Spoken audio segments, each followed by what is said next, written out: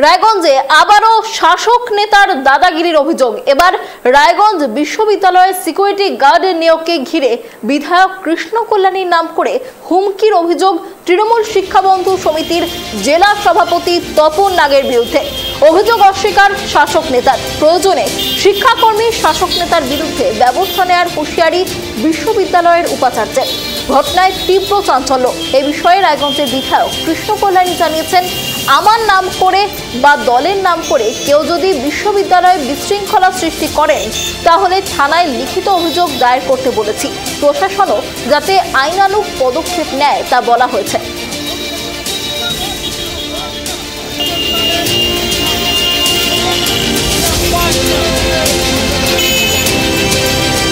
যে আমরা জানি যে কোনো মানুষ 18 নিচে কাজ করতে পারে না এবং 60 বছরের ঊর্ধ্বে তার কাজ থাকে না, এটা আমাদের জানা, হয়তো আপনারাও জানেন।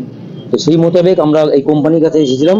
যখন এই কোম্পানির 1 বছর প্রায় আগে ঢুকেছে, তার মধ্যে লেখা আছে 3 নম্বর পয়েন্টে একদম পরিষ্কার লেখা আছে যে এখানটায় 18 নিচে কাজ করা যাবে না এবং তারা টার্মস অ্যান্ড কন্ডিশন লিখে দিয়েছে 60 বছরের ঊর্ধ্বে কাজ করা যাবে না। সেই মোতাবেক এখানে যারা আগের কোম্পানি ছিল, তারা যারা কাজ করতো তারা প্রত্যেকেই সমস্ত এগুলো কাগজ নেয়, জমা দেয়। তাদের যাদের 60 বছর হয়েছে তারা বের হয়ে গেছে এবং বাকি এখনো অনেক পুরনো লোক তারা এখনো আছে যাদের 60 হয়নি, তারা এখনো আজকের দিন পর্যন্ত এই মুহূর্তেও কাজ করছে।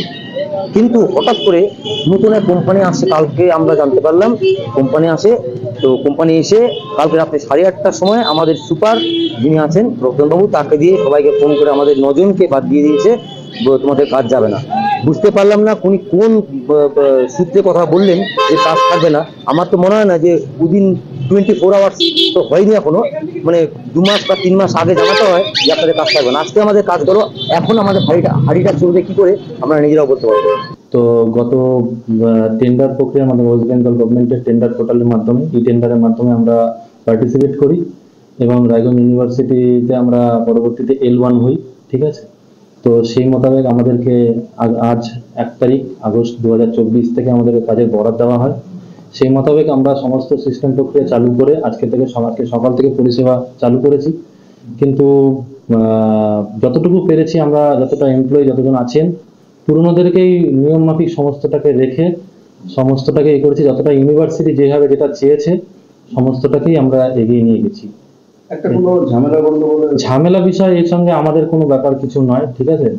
এখন যারা কি ব্যাপার কি না আমাদের বলতে, আমরা আজকে যখন থেকে কাজ বরাদ নিয়েছি বা গতকাল রাত্রি থেকে আমাদের বিভিন্ন কর্মীদের কাছে যারা আজকে ওখানে কাজে নিয়োজিত আছে তাদের কাছে বিভিন্ন রকম ভাবে ভয় দেখানো হচ্ছে বা কিছু, মানে সবাইকে তো আমরা সবভাবে নিতে পারিনি, কারণ ওখানে তো এক্স সার্ভিসম্যান আছেন, সিভিলিয়ান আছেন, গানম্যান আছেন। তো অত্যাধিক পরিমাণে ওখানে সিভিলিয়ান গার্ড তাদেরকে করে রেখেছে।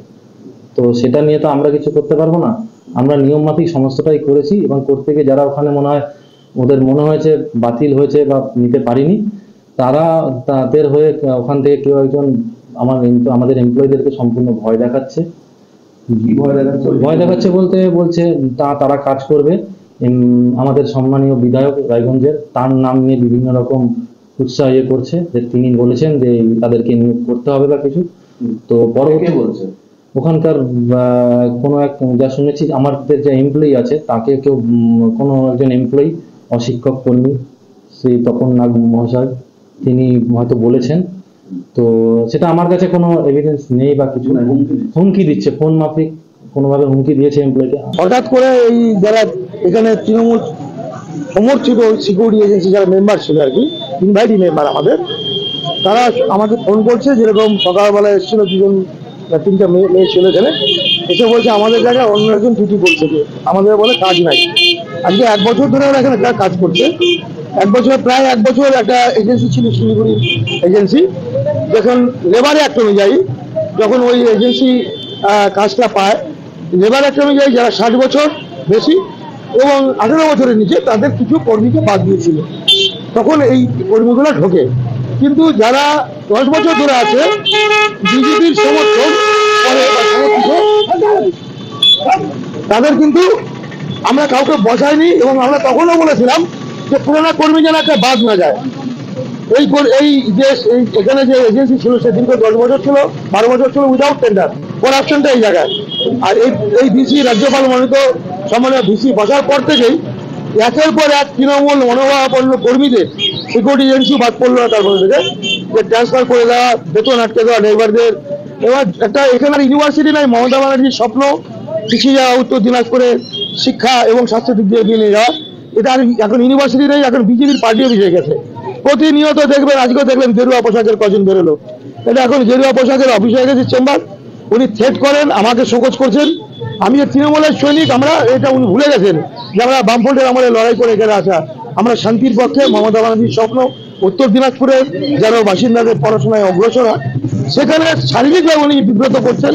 আমি যা খবর পেলাম, DC sir, state officer sir, যারা এখন সাংঘাতিকভাবে বিজেপির সাথে যুক্ত, এবং আমাদের মুখোশধারী একজন আছে, যারা তৃণমূল বলে হয়তো মিছিলে যায়, কিন্তু ডিসি স্যারের সাথে সেটিং। ডিসি স্যার তাদেরকেই বলে দরকার হলে যে পরিবেশ ঠিক করার জন্য একটা আমাকে ডেপুটেশন দাও। ডিসি স্যার যেভাবে বলে, ওই 8-9 জনের মিশ্রিত একটা দল আমাদের তৃণমূল শিক্ষাবন্ধু রেখেছে, তারা করে। কিন্তু সবচেয়ে দুঃখের ব্যাপার, গণতান্ত্রিক পদ্ধতিতে যে যেরকম চলে, একটা স্ট্র্যাটেজি নিয়ে চলে। কিন্তু আমাদের যেটা খবর পেয়েছি, ভিসি স্যার স্টেট অফিসারের সাথে যুক্ত হয়ে, যেহেতু আমরা তৃণমূল কংগ্রেস করি, ওনারা বিজেপি, একটা লিস্ট করেছেন এবং তাদের লোকগুলোকে ওখানে ঢোকাবেন, এদেরকে চাকরি থেকে বাদ দিয়ে। এটার পাশাপাশি এই যে সিকিউরিটি নিয়োগকে কেন্দ্র করে আপনার বিরুদ্ধে একটা অভিযোগ হচ্ছে, আপনি নাকি এমএলএ এর নাম করে এই যে বর্তমানে যে সিকিউরিটি কোম্পানি রয়েছে তাদেরকে নাকি হুমকি দিয়েছেন, দেখে নেওয়ার হুমকি দিয়েছেন, এরকম একটা অভিযোগ করা হচ্ছে। সে অভিযোগ তো অনেকে অনেক রকম করে, যদি প্রমাণ দিতে পারে যে আমি এই কোম্পানিকে হুমকি দিয়েছি, এবং আপনাদের সহযোগিতায় বলছি যেন এই প্রমাণটা দেওয়ার জন্য আপনারা চাপ দেন, তাহলে বুঝে যাবেন যে আমি কোথাও কাউকে হুমকি দিয়েছি। জটিলতা তৈরি করেছে এজেন্সি, নতুন এজেন্সি কাজ পেয়েছে এদের। নতুন এজেন্সিটা উইদাউট নোটিশে কর্মরত এখানকার তৃণমূলের যারা স্টাফরা ছিল তাদেরকে বের করে দিয়েছে উইদাউট নোটিশে। এটা তো কখনোই উচিত না। এতদিন ধরে যারা করে খাচ্ছে তাদের পেটে এইভাবে লাথিটার মারা। তারা নতুনকে নিতে পারে, আরো পোস্ট ক্রিয়েট করলে সেখানে নিয়ে নিক, কোনো অসুবিধা নেই। পুরানোদের যারা স্কিল, যারা এতদিনের এক্সপিরিয়েন্স, তাদেরকে বের করে নতুন লোক উইদাউট নোটিশে ঢোকা দেওয়াটা কোনোভাবে বাঞ্ছনীয় না। আপনারা এজেন্সির বিরুদ্ধে কি কোনো পদক্ষেপ নেবেন কিংবা কোনো রকম কথা বলবেন? না, আমরা ভিসির সাথে কথা বললাম, রেজিস্ট্রার সাহেবের সাথেও কথা বললাম। ওনারা আমাদেরকে আশ্বাস দিলেন যে এজেন্সিকে ডাকিয়ে ওনারা কথাবার্তা বলবেন যাতে কেউ বাদ না যায়। বেছে বেছে তৃণমূল কর্মীদেরকেই কেন?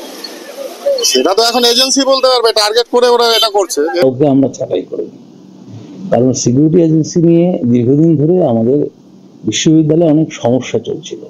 বিশ্ববিদ্যালয় প্রতিষ্ঠা হওয়ার পরের থেকে এখন একটা কোর্টের অর্ডার অনুযায়ী এবং একটা এমার্জেন্সি ইসি আমরা করেছিলাম, সেখানে অনেকেরই পরামর্শ নিয়েছি, তারাও বলেছেন টেন্ডার প্রক্রিয়ার মধ্যে যেতে হবে।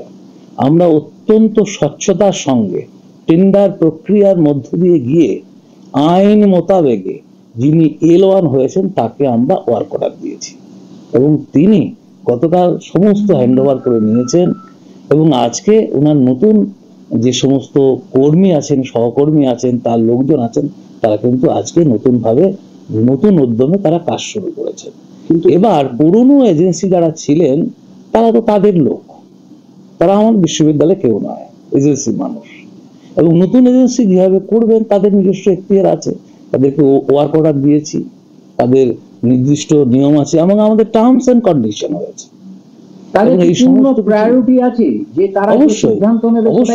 অবশ্যই সেটা তো নিয়ম মাফিক করেছি আমরা, এবং নিয়ম অনুযায়ী আমরা কিন্তু বিশ্ববিদ্যালয়টাকে একটা জায়গায় সিকিউরিটির সমস্যাটাকে একেবারে সমস্যার সমাধানে এগিয়ে এসেছি।